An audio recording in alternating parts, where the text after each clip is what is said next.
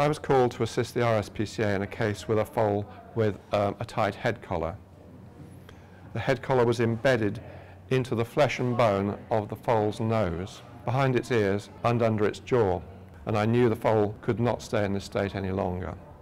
But obviously we had to be very careful with the foal because we couldn't put any pressure on the head collar.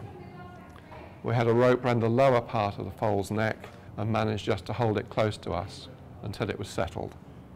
We had a veterinary surgeon with us, and she was able to examine and treat the foal to the best of her ability at that stage. But it was clear that they couldn't be treated at the location. So we made arrangements for the foal to be brought straight here to the Royal Veterinary College at Potters Bar.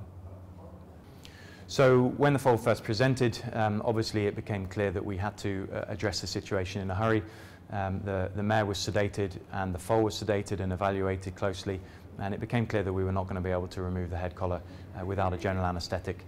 So the foal underwent a relatively short general anaesthetic of about half an hour, during which the halter was removed carefully from the tissues, and those tissues cleaned up and lavaged and flushed. And as you can see, there is a 2-inch depression on the foal's nose, which is actually a deviation of the bones there. So the foal was, as is the case with these young foals, growing very, very rapidly, and the halter was not allowing for that growth. The bones were actually being deviated by the halter.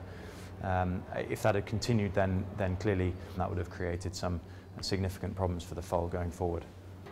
However, the foal has recovered remarkably well with removal of the head collar. The tissues have looked very healthy at this stage after only 5 days, and we've actually managed to take the foal off all antibiotics and anti-inflammatories at this stage, and the foal is doing remarkably well. I was present when the head collar was removed, and I'm so pleased to see now that the wounds are healing up so well. I followed up the visit the next day and came and found the horses looking bright and much more amenable to handle.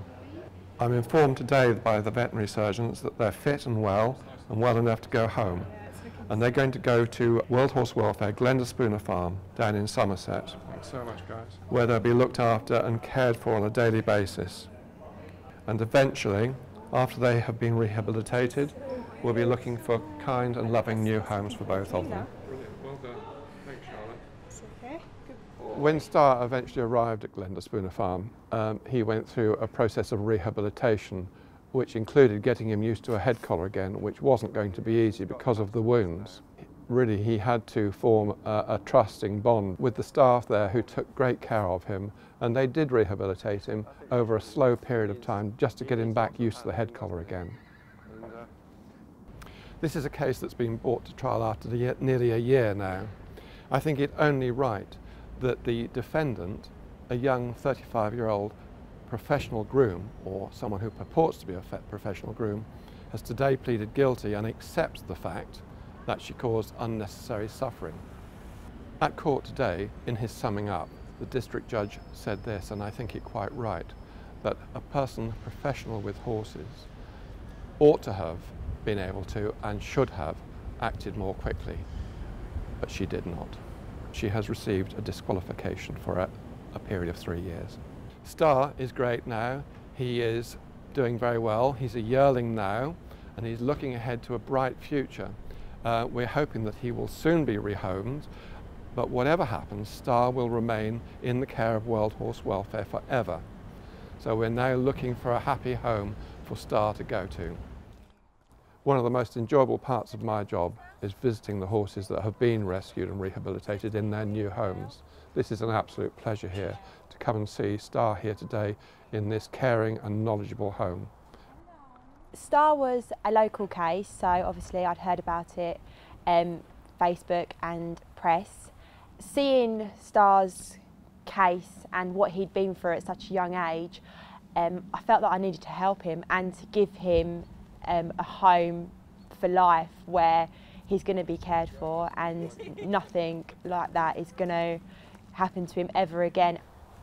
Star is the first horse that I have rehomed, and it has been a lovely experience to be able to give something like Star a home. when my application was accepted, I was invited down to Spooner Farm in Somerset to visit Star. The wounds were a lot worse than what I originally thought, as I'd never seen anything like this on any horse before. But obviously from what he went through, the work and that had been done, it was only a slight indentation on his nose. That is a big improvement, isn't it? We'll always know it happened. Yeah, definitely. It'll always be there, but that's what makes him so special, I guess. Hopefully he'll have forgotten it. Yeah. And he'll never see it. No. The best advice I could give with regards to rehoming a horse is just to go for it. It's important that people do come forward to help rehome the horses from the World Horse Welfare, because there are a lot of horses out there like Star that do need to be rehabilitated to go on to new homes, so that other cases, however big or small they are, they do need that next space in one of the 4 centres that the World Horse Welfare have.